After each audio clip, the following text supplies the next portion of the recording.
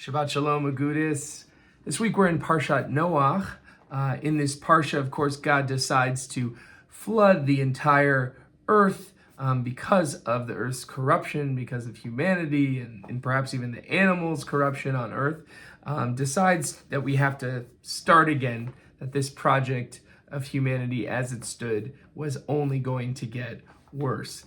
And amongst that chaos, we have sort of an array of light the character of Noach, who the Torah says, ish tzaddik tamim haya b'dorotav, right? He was a righteous person, blameless in his age, in his generations.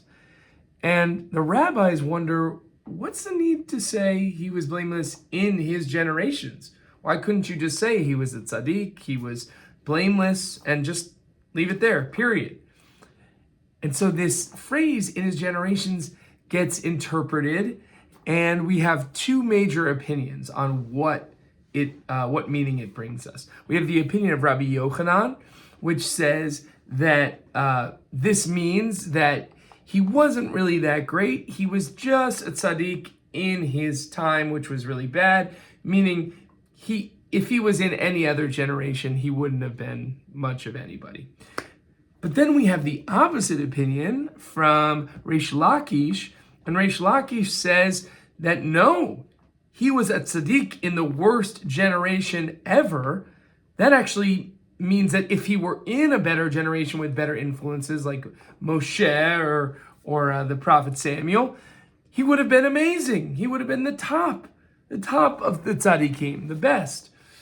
And embedded in this argument, I think, is a little bit of a lesson for us as people. We actually see ourselves in both forms, in both sides of this argument. Sometimes we feel like, we're barely hanging on. We're barely staying above water. There's so much difficulty, so many challenges in our personal lives, in the world, and we're just kind of eking out a life and just trying to do our best, but we don't feel so great about ourselves.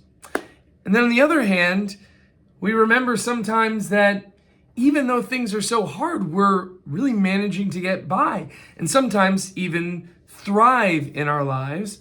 And when we have those moments, we realize the power of what it means to do good, to do right in a world that sometimes doesn't give us that influence, doesn't have that positive influence on us. And so in a certain way, we are all Noach in this disagreement.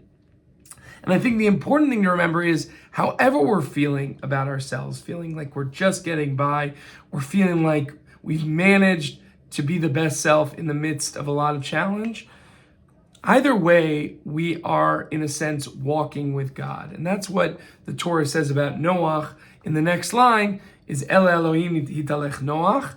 With God, Noah walked.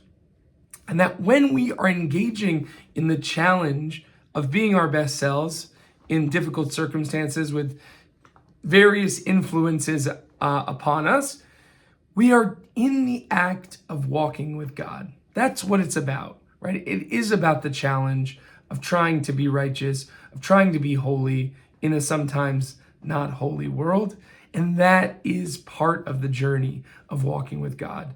So I wish us all on our own journeys that we find success, that we understand that sometimes even when we're getting by, that is righteousness, right? That is heroic, and that we can give ourselves the credit and the strength of our community to feel supported and to guide us to ever higher heights.